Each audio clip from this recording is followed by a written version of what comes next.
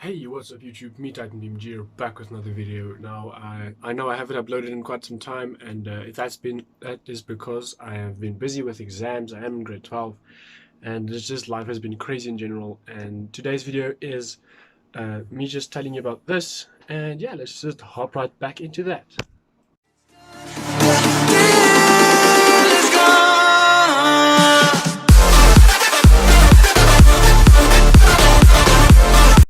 Okay guys, so this is the PC that I built. I've mentioned before in the previous video I mentioned that I was going to be building a PC, and this is the end product that I ended up with.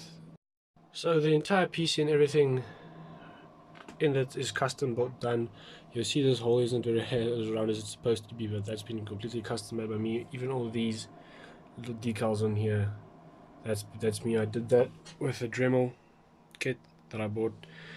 But yeah, that's what the PC entails. Now the internals is a Ryzen 3 2200G. It's an A350M ASRock motherboard, 8GB of HyperX Fury RAM, 2 RGB fans, single RGB strip right down there, and it has a 500 gig HDD and a 120 gig SSD. That is the basic premise of what it is.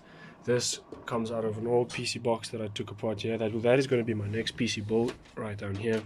As you can see, I already got started on some cutting and stuff. And then this is a very cool thing. It is a Wi-Fi adapter. Now, instead of buying the PCI one that goes in the PC down there for about 1,000 Rand, you can buy this for 150 Rand.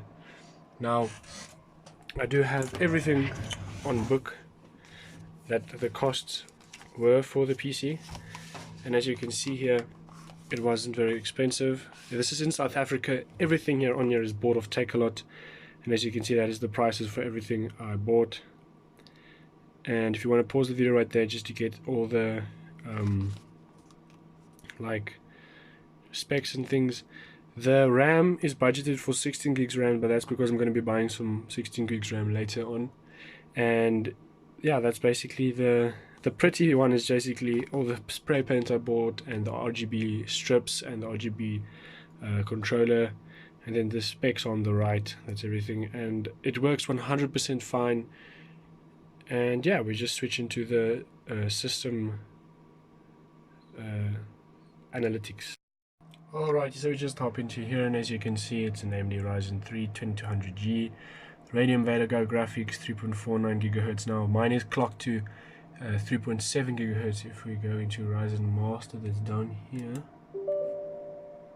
you can see, it's pretty fast. Most of the program files and Windows is running off the SSD, so it's very fast. So if you can see profile 1 here, it is about actually 3,825 megahertz, which is kind of high, and that's only when I game. It switches over to that. Otherwise, in general, is that's actually quite high.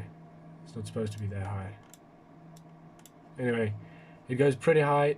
No, that's actually on 2 point something gigahertz, but anyway, it goes to 3.8 gigahertz, and that's pretty high for what the PC entails, since it is still using the stock cooler, as you can see. But the task manager, the CPU temperature never really goes high at all.